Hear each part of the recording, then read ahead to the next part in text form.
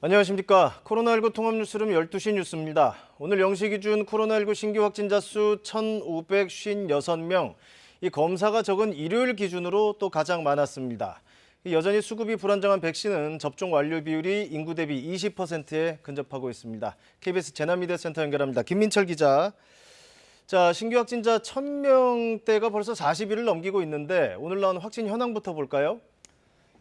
네, 오늘 0시 기준 신규 확진자 1,556명입니다. 엿새 만에 1,500명대로 내려오긴 했습니다. 국내 발생이 1,493명, 해외 유입이 63명입니다. 위중증 환자 21명이 줄어서 총 353명이고 사망자가 11명이 늘었습니다. 신규 확진자 추이를 보실까요? 벌써 41일째 네 자릿수를 이어가고 있습니다. 보시면 확진자 수가 좀 줄기는 했지만 광복절 연휴로 검사 건수가 줄어든 영향으로 봐야 해서 이 확산세가 꺾였다 이렇게 보기는 어렵습니다. 여기에다가 월요일만 따져보면 일요일 집계치인 월요일만 따져보면 최다 규모를 기록했습니다. 이전까지는 지난주 월요일이 이 1,491명으로 집계돼서 가장 많았는데 이때보다도 65명이 더 많습니다. 지역별로 보시겠습니다. 확산세는 이렇게 전국화된 채 줄지 않고 있습니다. 수도권 비율이 대략 60%, 나머지가 비수도권이죠. 특히 부산이 세 자릿수를 기록하고 있고요. 세종을 제외하고는 전국 시도에서 확진자가 두 자릿수를 기록했습니다. 자, 무엇보다 지금 백신 접종 속도가 더디어서 걱정인데 지금 현황은 어떻게 정리됐습니까? 네, 오늘 0시를 기준으로 집계된 1차 백신 신규 접종자 17,700여 명입니다. 누적 접종자 2,238만여 명으로 1차 접종률은 인구 대비 43.6%고요. 접종 완료자는 이제 인구 대비 19%를 기록해서 전 인구의 20%에 근접했습니다. 이 청장년층 백신 사전 예약이 지난 9일부터 진행되고 있죠. 18세부터 49세, 즉 1972년생부터 2003년생까지 이 분들 중에서 오늘은 주민등록상 생일 끝자리가 5인 분들이 오후 6시까지, 6인 분들은 오후 8시부터 예약할 수 있습니다. 청장년층 예약자의 연령별 예약률, 어제까지의 현황을 보면 이 평균 60% 정도를 나타내고 있습니다. 다음 달 말까지 백신 1차 접종을 국민 70% 이상으로 높이겠다는 게 방역당국의 계획인데요. 이런 상황에 광복절 연휴 기간 전국적으로 이동량이 늘어서 확진자 규모가 더 커질까 우려되고 있습니다. 이 적극적인 백신 예약과 접종, 또 거리 두기 실천이 절실한 시점입니다. 지금까지 재난미디어센터에서 전해드렸습니다. 서울에서는 노량진 수산시장 관련해서 지금까지 60명 넘게 확진 판정을 받는 등 집단 감염 여파가 이어지고 있습니다. 백신은 오늘부터 50살에서 54살까지 일반 국민에 대한 1차 접종이 시작됩니다. 최유경 기자입니다. 서울 동작구의 노량진 수산시장. 지난 3일 상인 한 명이 확진된 뒤 동료 상인과 가족 등으로 감염이 퍼져 누적 확진자가 62명으로 늘었습니다. 시장 내에서는 오늘부터 일주일간 상인들을 대상으로 하는 선별진료소가 운영됩니다. 방역수칙을 어기고 대면 예배를 강행했던 서초구 교회 관련 확진자도 64명이 됐습니다. 송파구 물류센터에서도 확진자가 24명 나왔습니다. 이처럼 전국 곳곳에서 산발적인 집단 감염이 이어지며 코로나19 신규 확진자는 41일 연속 4자릿수를 기록했습니다. 특히 최근 일주일 사이 제주 지역 확진자가 크게 늘면서 모레부터는 제주도의 거리 두기 단계가 최고 단계인 4단계로 격상됩니다. 제주도 내 해수욕장 12곳도 임시 폐장됩니다. 정부는 휴가철 이후 전국적으로 확진자 수가 늘고 있다며 광복절 연휴 기간 대규모 이동으로 인한 감염이 확산하는 걸 막는 데 주력하고 있습니다. 휴가에서 복귀하기 전 선제 검사를 확대하기 위해 고속도로 상행선 휴게소 4곳에 설치된 임시선별 검사소는 이달 말까지 운영됩니다. 또 다음 주 개학을 앞두고 학원과 교습소 종사자들에게는 주기적인 선제 검사가 권고됐습니다. 한편 오늘부터는 50살에서 54살에 대한 백신 1차 접종이 진행됩니다. 접종 예약 인원은 312만 8천여 명으로 전체 대상자 가운데 82%가 사전 예약을 마쳤습니다. 이들은 오는 28일까지 1차 접종을 마치고 6주 뒤에 2차 접종을 받게 됩니다. 백신 공급에 차질이 생기면서 오늘부터 9월까지 한 달 반 동안은 화이자와 모더나 백신의 접종 간격이 모두 6주로 늘어납니다. KBS 뉴스 최유경입니다. 자, 그러면 지금의 코로나19 상황 그리고 백신 관련 내용들 좀 더 자세히 알아보겠습니다. 신민혜 의학 전문 기자 나와 있습니다. 신 기자, 이 주말에 보통 검사가 적으니까 우리가 월요일, 화요일보다 수요일 발표치에 더 주목을 하게 되는데 지금 오늘 발표된 것도 보면은 일요일 상황인데도 신규 확진자 1,500명이란 말이에요. 좀 앞서 전해드렸지만 좀 자세히 현황 좀 설명해 주시죠. 네, 1,500명대로 좀 다소 줄었지만 이 확산세가 꺾였다고 보기는 어려울 것 같고요. 네. 이 주말 영향이라서 이제 검사 건수가 뭐 아주 줄진 않았지만 그래도 네. 주말 영향을 받아서 다소 조금 줄어든 것 같긴 합니다. 그래도 역시 41일째 지금 연속 4자릿수를 기록을 하고 있습니다. 네. 오늘까지 이제 광복절 연휴죠. 마지막까지 자발적으로 이동량 줄이고 또 모임을 자제하는 것이 필요하겠습니다. 휴가 마치고 일상으로 복귀하는 분들은 적극적으로 이 PCR 선제 검사를 받으셔야 합니다. 네. 현재 고속도로 휴게소에 이 임시 선별 검사소가 4곳이 운영 중에 있습니다. 네. 용인 휴게소 인천 방향, 그리고 안성 휴게소 서울 방향, 이천 휴게소 하남 방향, 화성 휴게소 서울 방향 이렇게 수도권 진입하는 4곳에 검사소가 설치돼 있으니 참고하시기 바랍니다.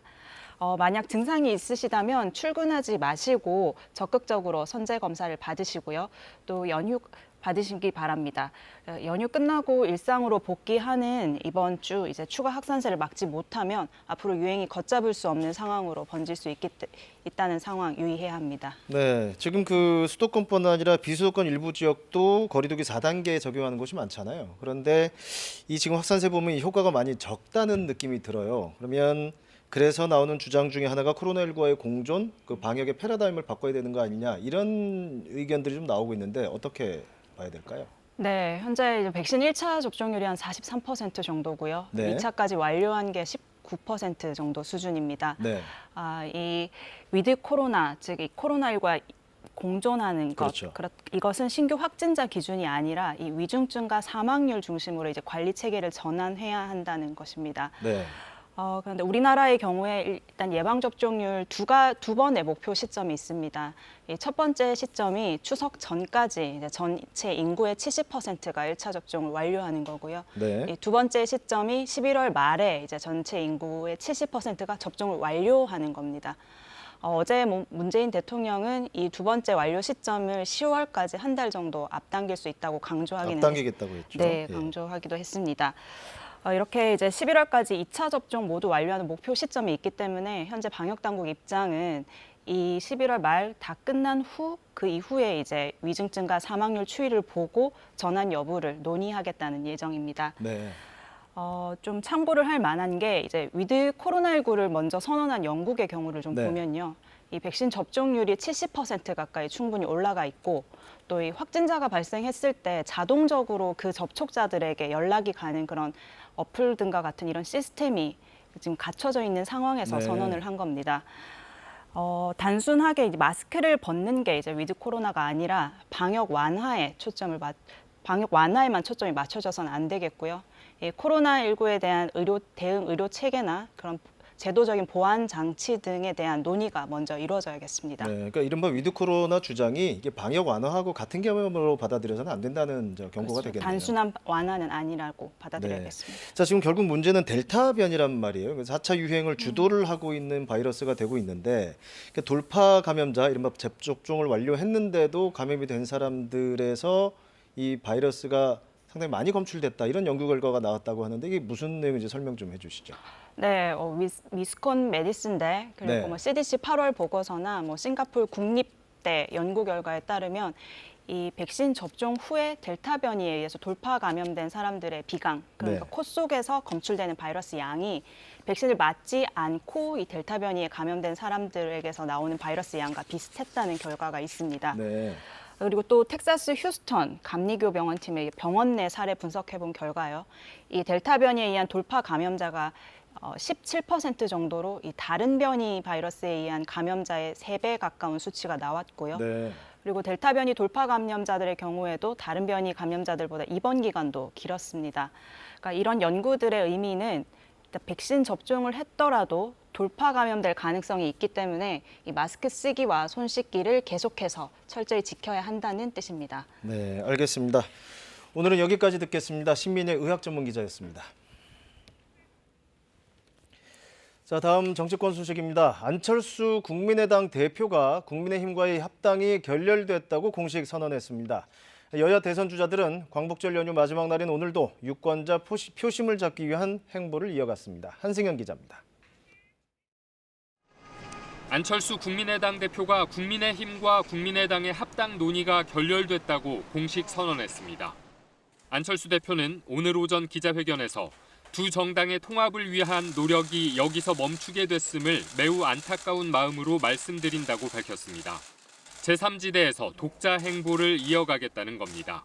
단지 합당을 위한 합당 또는 작은 정당 하나 없애는 식의 통합은 정권 교체를 위해서도 더 좋은 대한민국을 만들기 위해서도 결코 바람직하지 않다는 결론에 이르렀습니다. 안 대표는 앞서 서울시장 보궐선거 당시 승패와 무관하게 국민의힘과 합당하겠다는 뜻을 밝혔습니다. 양당은 지난 6월 합당 실무 협상에 들어갔지만 당명 변경과 단일 후보 선출 방식 등을 놓고 이견을 좁히지 못해 지난달 27일 실무 협상이 결렬됐습니다. 안철수 대표는 대선 출마 계획에 대해서는 향후에 따로 말씀드리겠다고 밝혔습니다. 여야 대권 후보들은 대체 휴일인 오늘도 정책 발표와 유권자 만남을 통한 표심 잡기에 나섰습니다. 더불어민주당 대권 주자인 이재명 경기지사는 오늘 오후에 여성 유권자를 겨냥한 성평등 정책을 발표할 예정입니다. 이낙연 후보는 공무원 노조 총연맹과 간담회를 가진 뒤 오후에 청년들과 정책 토론회를 진행합니다. 정세균 후보는 오전 기자간담회에서 경기북도를 설치하겠다고 밝혔습니다. 국민의힘 최재형 후보는 같은 당 후보인 윤희숙 의원과 만나 국민의 삶과 국가의 역할을 주제로 대담을 가질 예정입니다. 원희룡 후보는 서울 노원구의 식당에서 청년 자영업자들을 만납니다. 윤석열 후보와 홍준표 후보는 별도의 공개 일정 없이 정책 구상에 들어갔습니다. KBS 뉴스 한승현입니다. 문재인 대통령은 봉오동 전투를 승리로 이끈 홍범도 장군의 유해가 광복절을 맞아 고국으로 돌아온 것과 관련해 매우 의미 있는 귀환이라고 말했습니다. 문 대통령은 어제 저녁 경기도 성남 서울공항에서 열린 홍범도 장군 유해 봉환식 직후 특사단인 황기철 국가보훈처장과 홍범도 기념사업회 이사장인 우원식 더불어민주당 의원, 배우 조진웅 씨와 환담한 자리에서 이같이 말했다고 박경미 청와대 대변인이 서면 브리핑을 통해 전했습니다. 정부가 TF까지 만들어서 논의를 이어왔던 부동산 중개수수료 개편안의 윤곽이 나왔습니다. 내일 토론회에서 세 가지 안이 제시될 예정인데 최대 상한선을 0.7%로 낮추는 게 핵심이 될 걸로 보입니다. 김유대 기자입니다. 부동산 매매가와 전세가 모두 상승세가 이어지면서 가격에 연동된 부동산 중개 보수도 올라갔습니다. 국민 부담이 커지고 있다는 지적이 나오면서 정부는 수수료율 개편을 진행해왔고 내일 공청회를 통해 세 가지 안을 제시합니다. 2억 원 미만 수수료율은 지금 그대로 유지되지만 넘는 가격은 차이가 생깁니다. 첫 번째 안은 2억 원에서 12억 원까지 0.4%, 그 이상엔 0.7%를 적용합니다. 두 번째 안은 9억 원까지는 0.4%, 12억 원까지는 0.5%까지로 정해졌습니다. 15억 원까지는 0.6%, 그 이상은 0.7%로 고가주택 구간을 더 세분화했습니다. 세 번째 안은 6억 원까지 0.4%, 12억 원까지 0.5%, 그 이상은 0.7%를 적용하는 안입니다. 세 가지 안 모두 거래 비중이 높은 6억 원 이상에 대해 요율을 인하하고 최대 상한 요율을 지금의 0.9%에서 0.7%로 낮췄다는 특징이 있습니다. 예를 들어 12억 원 주택 매매 시 현행 중개 수수료 상한은 1,080만 원이지만 이번에 마련된 1안과 3안을 적용하면 840만 원, 2안은 720만 원이 됩니다. 전월세 중개 수수료는 매매보다 0.1%포인트씩 낮게 책정했습니다. 국토부는 토론회를 통해 의견을 수렴한 뒤 이달 중 중개 수수료 개편 방안을 확정 발표할 계획입니다. KBS 뉴스 김유대입니다. 아프가니스탄을 장악한 탈레반이 대통령 궁도 수중에 넣고 전쟁은 끝났다며 승리를 선언했습니다. 미국을 포함해 각 나라들은 서둘러 대사관 인력을 빼내고 있고 한국 대사관도 잠정 폐쇄됐습니다. 심연희 기자입니다. 전쟁은 끝났다. 대통령 군까지 수중에 넣은 탈레반이 사실상 승리를 선언했습니다.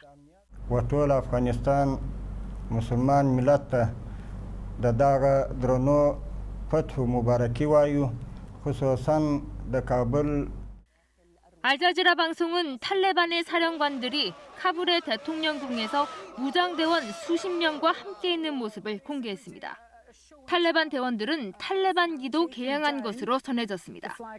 탈레반 대변인은 통치 방식과 정권 형태가 곧 정해질 것이라고 밝혔습니다. 앞서 탈레반이 총공세를 펼치며 수도 카불을 포위하고 압박하자 아프가니스탄 정부는 평화적으로 정권을 넘기겠다며 사실상 항복을 선언했습니다. 아슈라프 가니 아프간 대통령은 탈레반이 카불에 입성한 직후 다른 나라로 도피했으며 도피한 곳은 접경국인 우즈베키스탄의 수도 타슈켄트라고 알자지라 방송은 보도했습니다. 가니 대통령은 유혈 사태를 피해 결단을 내렸다고 밝혔습니다. 이런 가운데 외신들은 미 대사관과 대통령궁 인근에서 폭발이 발생했다고 전했습니다. 카불 공항에서 총격이 발생했다는 미 대사관의 경고도 나왔습니다. 상황이 악화되자 각국 대사관들은 인력 철수를 서두르고 있습니다. 카불 시내에서는 이들의 대피를 위한 헬리콥터가 하루 종일 바쁘게 움직였습니다. 미국은 자국민의 안전한 대피를 위해 미군 1,000명을 더 투입하기로 했으며 내일까지 모든 대사관 인력을 대피시킬 계획입니다. 주 아프가니스탄 한국 대사관도 잠정 폐쇄됐습니다. 외교부는 어제 아프간 상황이 급격히 악화돼 이같이 결정하고 공관원 대부분을 중동 지역 제3국으로 철수시켰다고 밝혔습니다. KBS 뉴스 심연입니다. 후반기 한미연합지휘소 훈련이 오늘 본격 시작됐습니다. 합동참모본부는 한미동맹은 코로나19 상황과 연합방위태세 유지, 한반도 비핵화와 평화정착을 위한 외교적 노력 지원 등 제반 여건을 종합적으로 고려해 연합지휘소 훈련을 오늘부터 9일간 시행한다고 밝혔습니다. 합참은 이어 이번 훈련은 연례적으로 실시해온 방어적 성격의 컴퓨터 시뮬레이션 위주의 지휘소 훈련으로 실병 기동 훈련은 없다고 설명했습니다. 카리브해에 있는 섬나라 아이티를 강타한 7.2 규모의 강진으로 IT 당국이 확인한 사망자만 벌써 거의 1,300명에 이릅니다. 그런데 여기에 열대성 폭풍이 다가오고 있어서 추가 피해도 우려됩니다. 한보경 특파원입니다. 현지 시각 지난 토요일 오전 IT 서남부 지역을 강타한 7.2 규모의 강진 피해가 구조당국이 제대로 손쓸 새도 없이 빠르게 늘고 있습니다. 지금까지 IT 당국이 확인한 사망자 수만 1,300명에 육박하고 있습니다. 규모 4에서 5의 강한 연인이 이어지고 있는 데다가 부상자도 수천 명으로 추산되고 있어 인명피해 규모는 더 커질 것으로 보입니다. 피해가 집중된 IT 남서부 도시 레카이 등으로 가는 도로가 끊긴 곳들이 많아 생존자 구조 작업에도 어려움이 있는 것으로 전해지고 있습니다.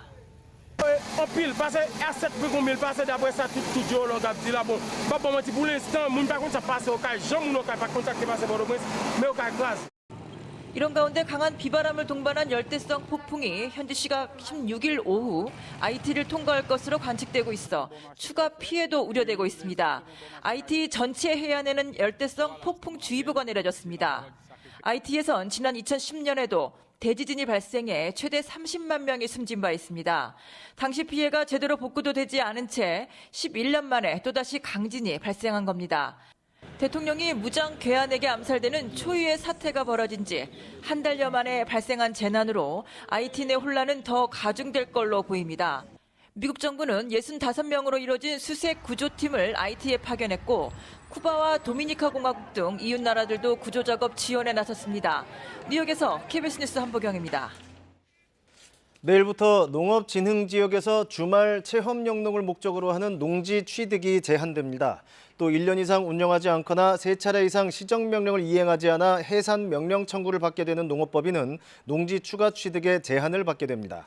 거짓으로 농지 취득 자격증명을 발급받거나 허용되지 않은 부동산업을 한 농업법인 등은 즉시 처분명령을 받게 됩니다. 농림축산식품부는 이런 내용을 담은 농지법 등 개정법률 3건을 내일 공포한다고 밝혔습니다.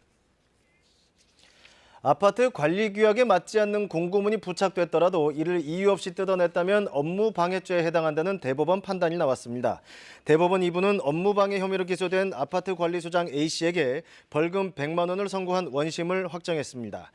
A씨는 지난 2019년 평소 사이가 좋지 않던 입주자 대표회의 회장 B씨가 주민들에게 변압기 사고 관련 민원을 알리기 위해 공고한 알림문을 정당한 이유 없이 뜯어낸 혐의로 재판에 넘겨졌습니다. 1, 2심은 공고문 부착 과정이나 규격 등 아파트 관리 규약을 지키지 못했지만 동대표 과반수의 찬성을 얻고 게시한 점 등을 종합하면 A씨의 행위는 정당 행위로 보기 어렵다고 판단했습니다. 대전과 광주를 비롯한 서쪽 일부 지역엔 다시 폭염주의보가 내려졌습니다. 오늘 서울의 낮 최고 기온이 32도, 대전과 춘천이 31도, 광주 30도 등 대부분 지역 30도 안팎까지 오르면서 더위가 계속되겠습니다. 남해상으로 비구름이 지나면서 현재 제주도에는 약하게 비가 오는 곳이 있습니다. 내일까지 제주도에는 5에서 30mm가량의 비가 내리겠고 동풍의 영향을 받는 영남 동해안 지역도 밤까지 빗방울이 떨어지겠습니다. 이번 주엔 제주와 동해안 지역에 비가 오는 날이 많아 유의하셔야겠습니다. 오늘 그 밖에 대부분 지역엔 구름이 많은 가운데 오후부터 저녁 사이 경기와 영서엔 소나기가 내리겠습니다. 낮 기온은 서울이 32도, 강릉 27도로 동해안 지역은 25도를 조금 웃돌겠습니다. 바다의 물결은 제주 남쪽 먼바다에서 최고 4m까지 거세게 일겠습니다. 기상정보였습니다. 월요일 12시 뉴스 마칩니다. 시청해주신 여러분 고맙습니다.